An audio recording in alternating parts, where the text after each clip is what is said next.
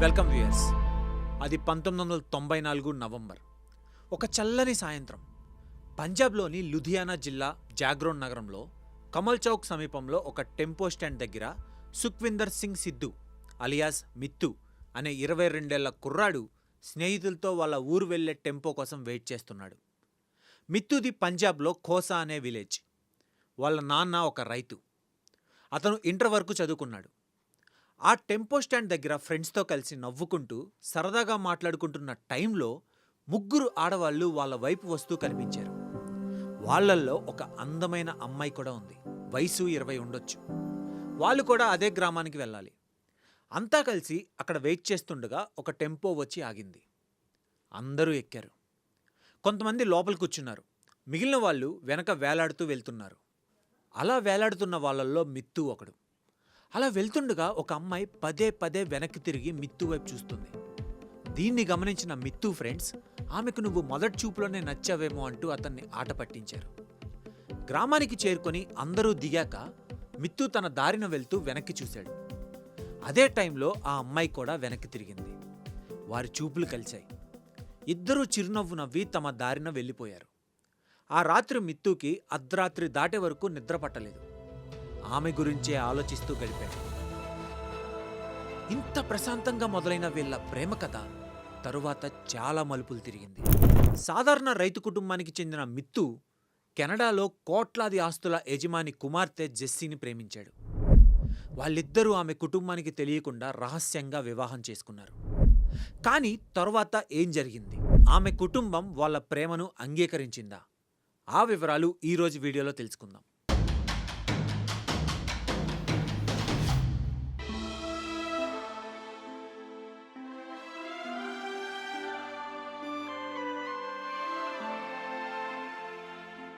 ఇలాంటి మరిన్ని interesting videos కోసం మన స్పాట్ ఛానల్ని వెంటనే సబ్స్క్రైబ్ చేసుకోండి. ఆటోలో ఆ అమ్మాయిని చూసిన దగ్గర నుంచి మిత్తు చాలా సంతోషంగా ఉన్నాడు. నెక్స్ట్ డే మార్నింగ్ అతను రోజులాగే ఇంట్లో పనిలో ఉన్నప్పుడు బయట నుంచి ఒక అమ్మాయి గొంతు వినిపించింది. అది విన్న మిత్తు వెంటనే బయటకు వచ్చాడు. నిన్న టెంపోలో చూసిన అదే అమ్మాయి స్కూటీపై ఒంటరిగా కనిపించింది. అతని గుండె వేగంగా కొట్టుకుంది. నా స్కూటీ స్టార్ట్ కావడం లేదు, దయచేసి సహాయం చేస్తారని అడిగింది. మిత్తు వెంటనే స్కూటీని చెక్ చేసి స్టార్ట్ చేసి ఇచ్చాడు.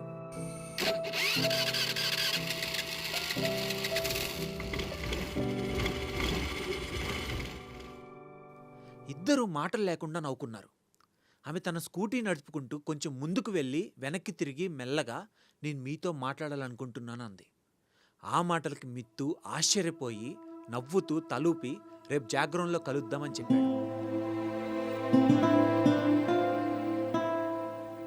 నిజానికి స్కూటీకి ఎలాంటి సమస్య లేదు. అది కేవలం మిత్తుని కలవడానికి ఒక సాకు మాత్రమే. మరుసటి రోజు వారిద్దరూ కలుసుకున్నారు. కొద్దిసేపు నవ్వుకొని మాట్లాడుకొని మళ్ళీ కలుసుకుందామని వెళ్ళిపోయారు. వాళ్ళ మాటల్లో ఆమె తన గురించి చెప్పింది. తన పేరు జస్విందర్ కౌర్ సిద్ధు అని, అందరూ ప్రేమగా జెస్సీ అని పిలుస్తారని, తన కుటుంబంతో కెనడాలో నివసిస్తున్నట్లు చెప్పింది. సెలవులకి తన తల్లి ఇంటికి వచ్చిందని, నిన్న టెంపోలో తనతో పాటు ఉన్నవారు తన తల్లి మల్కిత్ సిద్ధు ఇంకా తన అత్త అని చెప్పింది. మిత్తు ఫ్రెండ్స్ ద్వారా జెస్సీ కుటుంబం గురించి మరిన్ని విషయాలు తెలుసుకున్నాడు. జెస్సీ వాళ్ళ ఇల్లు ఆ గ్రామంలోకెల్లా చాలా పెద్ద భవనం. ఆ భవనం మిత్తు ఇంటి దగ్గరలోనే ఉంటుంది. జెస్సీ కెనడాలో గ్రాడ్యుయేషన్ చేసింది. జెస్సీ కుటుంబం చాలా సంవత్సరాల క్రితం కెనడాకు వలస వెళ్ళింది. అక్కడ వారికి పెద్ద బిజినెస్ ఉంది. కోట్లాది రూపాయలు విలువైన ల్యాండ్స్ ఉన్నాయి. బిలియనీర్లుగా గుర్తింపు పొందారు. కెనడాలో వాళ్ళ వ్యాపారం కుటుంబం రెండింటినీ జెస్సీ మామ సుర్జిత్ బాద్షా చూసుకునేవాడు. మిత్తు ఒక సాధారణ రైతు కావడంతో జెస్సీకి తన పరిస్థితి తెలిస్తే తనని ఇష్టపడదేమో అని భయపడ్డాడు. కానీ జెస్సీ తన గురించి అంతా తెలిసే ప్రేమించిందని అతనికి తెలియదు. ఇలా రోజు కలుసుకుంటూ మాట్లాడుకోవడం వల్ల వాళ్ళ మధ్య ప్రేమ మరింత పెరిగింది. ఒకరోజు జెస్సీ సడన్గా నేను తిరిగి కెనడాకి వెళ్ళిపోతున్నా, టికెట్ కూడా బుక్ అయిందని బాధగా చెప్పింది. అయితే ప్రతి సెలవులకి వస్తానని, ఫోన్లు లెటర్ల ద్వారా ఎప్పుడూ ఇలానే మాట్లాడుకుందామని చెప్పింది. కెనడా వెళ్లే రోజు దగ్గర పడుతుండగా జెస్సీ తన పాస్పోర్ట్ని చింపి పోగొట్టుకున్నట్లు నటించింది. దాంతో మిగతా కుటుంబం అంతా కెనడా వెళ్ళిపోయింది. జెస్సీ మాత్రం ఇక్కడే ఉండిపోయింది. రోజు మిత్తుతో హాయిగా గడిపేది. ఇంతలో వాళ్ళ కుటుంబానికి ఉన్న పలుకుబడి వల్ల 15 రోజుల్లోనే కొత్త పాస్పోర్ట్ వచ్చింది. చివరికి ఆమె కెనడాకు వెళ్ళవలసి వచ్చింది. కెనడా నుంచి జెస్సీ లెటర్స్ రాస్తూ ఉంది. ముందు చెప్పినట్లుగానే ప్రతి సెలవులకి వస్తూనే ఉంది. ఇలా 4 సంవత్సరాలకు పైగా గడిచింది. అది 1999వ సంవత్సరం. ఎప్పట్లాగే ఈసారి కూడా జెస్సీ తన కుటుంబంతో కెనడా నుండి పంజాబ్కి వచ్చింది. కానీ ఈసారి వాళ్ళు జెస్సీ వివాహం చేయడానికి వచ్చారు. అప్పటికే ఇక్కడ ఒక అబ్బాయిని కూడా చూసి ఉంచారు. జెస్సీ ఈ వివాహాన్ని వ్యతిరేకిస్తూ తను ఇప్పుడే పెళ్లి చేసుకోవాలనుకోవడం లేదని చెబుతున్నా కుటుంబం తన నిర్ణయం మార్చుకోలేదు. మిత్తుని ప్రేమిస్తున్నట్లుగా తన కుటుంబానికి చెబితే వాళ్ళు అతనికి ఎక్కడ హాని చేస్తారని భయపడి మౌనంగా ఉండిపోయింది. జెస్సీ తన అత్తతో చాలా చనువుగా ఉండేది. ఒకరోజు ఆమె తన అత్త దగ్గరికి వెళ్ళి మొత్తం కథ చెప్పి మిత్తుని వివాహం చేసుకోపోతే బతకలేనని చెప్పింది. జెస్సీ ప్రేమని ఆమె అత్త అర్థం చేసుకుంది. జెస్సీ మిత్తులు వాళ్ళ అత్త సహాయంతో ఒక ప్లాన్ వేశారు. రహస్యంగా వివాహం చేసుకొని ఆ తర్వాత వాళ్ళ కుటుంబాలకి తెలియజేయాలనుకున్నారు. 1999 మార్చి 17న వారి కుటుంబ సభ్యులు కంటపడకుండా గురుద్వారాలో వివాహం చేసుకున్నారు. వివాహం తర్వాత జెస్సీ ఇంటికి తిరిగి వచ్చింది. ఎవ్వరికీ ఈ విషయం తెలియదు. ఆమె కోసం కుటుంబం చూస్తున్న సంబంధం కూడా వేరే కారణంగా ఆగిపోయింది. 2 నెలలు పంజాబ్లో గడిపిన తర్వాత జెస్సీ కుటుంబంతో కలిసి కెనడా వెళ్ళిపోయింది. వెళ్ళేటప్పుడు త్వరలోనే తిరిగి వచ్చి ఇక్కడే స్థిరపడతానని మాటిచ్చింది. కెనడా వెళ్ళాక మిత్తు జెస్సీలు ఫోన్లు ఉత్తరాల ద్వారా మాట్లాడుకునేవారు. చాలా నెలలు ఇలాగే గడిచిపోయాయి. 2000వ సంవత్సరం ప్రారంభంలో పంజాబ్లో ఉన్న జెస్సీ బంధువులకు మిత్తు జెస్సీల వివాహం గురించి తెలిసింది. వారు వెంటనే కెనడాలో ఉన్న జెస్సీ తల్లిదండ్రులకు ఈ విషయం తెలియజేశారు. దాంతో కథ మలుపు తిరిగింది. కోసా గ్రామంలో కొందరు మిత్తుపై దాడి చేశారు. కెనడాలో జెస్సీ తల్లిదండ్రులు మామ జెస్సీకి చాలా రకరకాలుగా చెప్పి చూశారు. అయినా జెస్సీ మిత్తుని వదులుకోవడానికి అంగీకరించలేదు. మిత్తుకు డబ్బు ఆస్తి ఇస్తాం, ఈ సంబంధం వదులుకోమని చెప్పారు. కానీ అతను ఒప్పుకోలేదు. కొన్ని రోజుల తర్వాత జెస్సీ తల్లి ఇంకా జరిగిపోయింది మార్చలేం, ఇక ఈ సంబంధాన్ని అంగీకరించి మిత్తుని కెనడాకి పిలిపించి ఘనంగా వివాహం చేద్దామని చెప్పింది. ఈ నిర్ణయానికి జెస్సీ చాలా సంతోషించింది. జెస్సీ మామ కొన్ని పేపర్స్తో వచ్చి మిత్తుని కెనడాకి రప్పించడానికి సంతకాలు చేయమని అడిగాడు. జెస్సీ సంతకాలు చేసింది. కానీ నిజానికి ఆ పేపర్స్లో ఒకటి మిత్తు తన్ని తుపాకీతో బెదిరించి బలవంతంగా వివాహం చేసుకున్నాడని, కిడ్నాప్ చేశాడని, తనపై దాడి చేశాడని పేర్కొంటూ జెస్సీ పేరుతో ఉన్న కంప్లైంట్ అది. జెస్సీ సంతకం తీసుకున్న వెంటనే ఆమె కుటుంబం ఆ కంప్లైంట్ని పంజాబ్ పోలీసులకు పంపించింది. పంజాబ్లో జెస్సీ కుటుంబం ఒత్తిడితో పోలీసులు మిత్తుపై కిడ్నాప్, బలవంతపు వివాహంతో పాటు అక్రమ ఆయుధాల కేసులు కూడా నమోదు చేసి అరెస్ట్ చేశారు. జైల్లో అతన్ని హింసించి చాలా రోజులు లాకప్లోనే ఉంచారు. ఒక స్నేహితుడి ద్వారా మిత్తు జైల్లో ఉన్న విషయం జెస్సీకి తెలిసింది. అప్పుడు అర్థమైంది, తన మామ మోసం చేసి తన సంతకాన్ని తీసుకొని మిత్తుని జైల్లో వేయించాడని. వెంటనే ఆమె ఇండియాకి వచ్చి కోర్టులో నేను మిత్తు స్వచ్ఛందంగా వివాహం చేసుకున్నామని, మిత్తు తన్ని ఎలాంటి బలవంతం చేయలేదని, తాను అతనితోనే జీవించాలనుకుంటున్నానని చెప్పింది. దీంతో మిత్తు విడుదలయ్యాడు. వెంటనే జెస్సీ కుటుంబం బలవంతంగా జెస్సీని కెనడాకు తీసుకువెళ్లి హౌస్ అరెస్ట్ చేశారు. అయితే 2000వ సంవత్సరం మే 12న పోలీసుల సహాయంతో ఆమె తప్పించుకొని మళ్ళీ ఇండియాకు చేరుకుంది. ఈసారి జెస్సీ శాశ్వతంగా మిత్తుతోనే ఉండిపోవడానికి వచ్చింది. తన కుటుంబం వలన ప్రమాదం ఉందని వాళ్ళిద్దరూ అజ్ఞానంలోకి వెళ్ళిపోయారు. జూన్ 7న కెనడాలో ఉన్న జెస్సీ మామ తన ఇన్ఫ్లుయెన్స్ ఉపయోగించి వాళ్ళు దాక్కున్న ప్లేస్ని తెలుసుకోగలిగాడు. వాళ్ళు మిత్తు బంధువుల ఇంట్లో ఉన్నట్లు తెలుసుకొని ఆ బంధువు నెంబర్ తీసుకొని జెస్సీ తల్లి ఫోన్ చేసింది. నేను జెస్సీ తల్లిని, జెస్సీతో మాట్లాడనివ్వండి అని అడిగింది. జెస్సీ ఫోన్ అందుకోగానే తల్లి, నువ్వు నీ ఇష్టం నెరవేర్చుకున్నావు కదా, ఇక మా కోరిక కూడా నెరవేర్చు, నీ పెళ్ళి గొప్పగా అందరూ మెచ్చేలా జరిపిస్తాం, మన పేరు ప్రతిష్టలు నిలబెట్టుకుంటామని చెప్పింది. తల్లి మాటలతో జెస్సీ సంతోషపడి సరే అంది. జూన్ 12న రాయ్కోట్లోని మిత్తు బంధువు ఇంట్లో పెళ్లి వేడుకలు జరపాలని నిర్ణయించారు.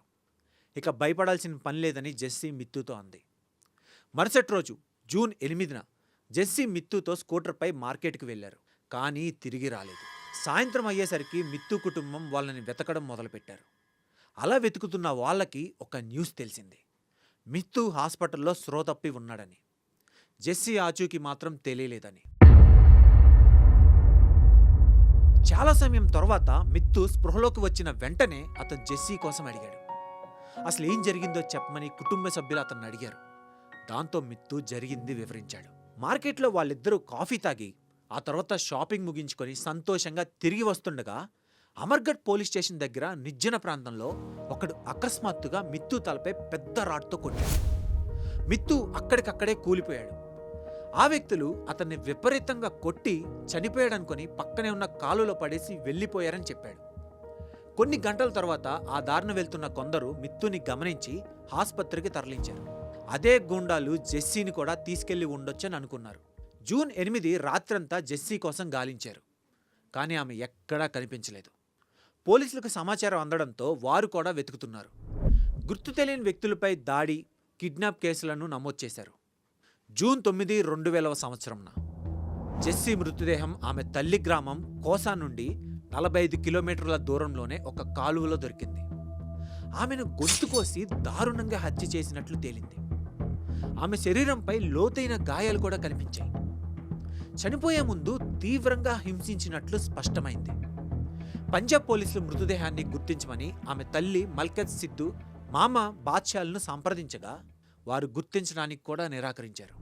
మిత్తు అతని కుటుంబ సభ్యులు ఆ మృతదేహం జెస్సీదే అని నిర్ధారించారు. ఆ ప్రాంతంలో అనేక మంది నేరస్తుల్ని అరెస్ట్ చేశారు. చివరికి జెస్సీ హత్యలో పాల్గొన్న కొందరిని పట్టుకోగలిగారు.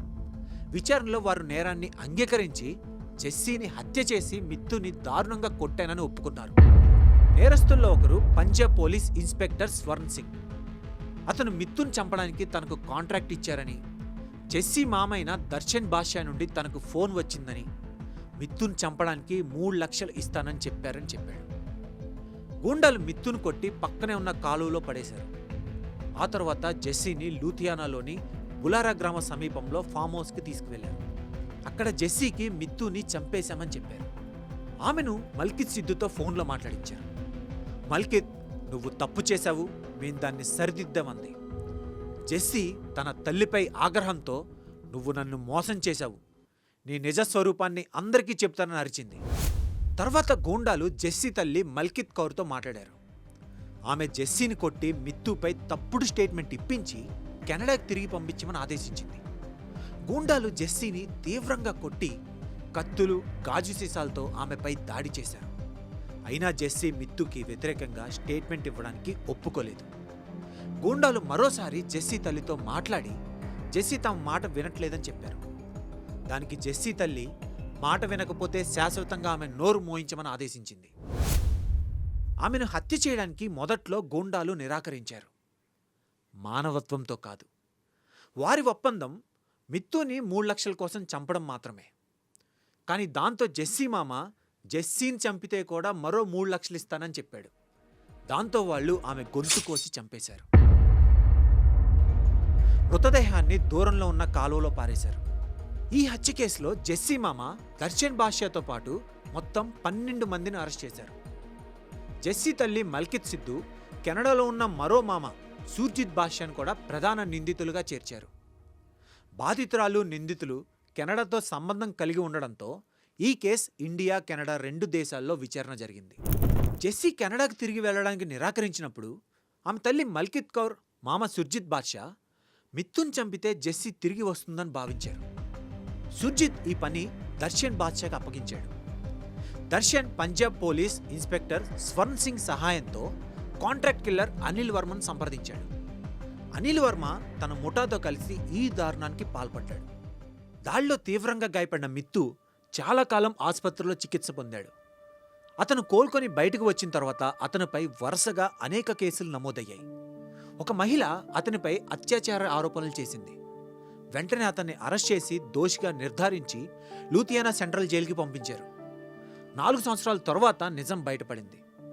ఆ మహిళ జెస్సీ తల్లి తరపు బంధువు అని, డబ్బు తీసుకొని తప్పుడు కేసు పెట్టిందని కోర్టులో రుజువైంది. మిత్తు విడుదలైన అతనిపై నకిలీ కేసులు కొనసాగాయి. 2012 నాటికి మిత్తుని లొంగదీసుకునేందుకు జెస్సీ కుటుంబం కొత్త ఎత్తు వేసింది. అతనికి ₹1 కోటి, 14 ఎకరాల విలువైన భూమిని ఇస్తామన్నారు. అయినా మిత్తు వెనక్కి తగ్గలేదు. న్యాయం కోసం తన పోరాటాన్ని కొనసాగించాడు. జెస్సీ తల్లి, మామలకు ఇంకా శిక్ష పడలేదు. కేసు ఇప్పటికీ సంగ్రూర్ కోర్టులో కొనసాగుతుంది. ఇద్దరు బెయిల్పై స్వేచ్ఛగా తిరుగుతున్నారు. జెస్సీ హత్య జరిగి 25 సంవత్సరాలు దాటినా ఇంకా న్యాయం జరగలేదు. 2019లో వెలుగులోకి వచ్చిన విషయం ప్రకారం జెస్సీ హత్య జరిగినప్పుడు పంజాబ్లోని డీజీపీ స్థాయి అధికారి ఒకళ్ళు మొదటి నుండే ఈ కేసుని బలహీనపరచడానికి ప్రయత్నించాడు. సంగ్రూర్ ఎస్ఎస్పీ జితేంద్రపై కూడా దర్యాప్తులో రాజీ పడాలని ఒత్తిడి తెచ్చాడు. దర్యాప్తు అధికారికి బ్లాంక్ చెక్ ఇచ్చి అప్పగింత అప్పీల్ని వెనక్కి తీసుకోమని కోరారు. అయితే ఆ అధికారి లొంగలేదు. ఫలితంగా నిజాయితీపరులైన అధికారుల కృషి వల్ల జెస్సీ తల్లి, మామను కెనడా నుండి భారతదేశానికి తీసుకురావడం సాధ్యమైంది.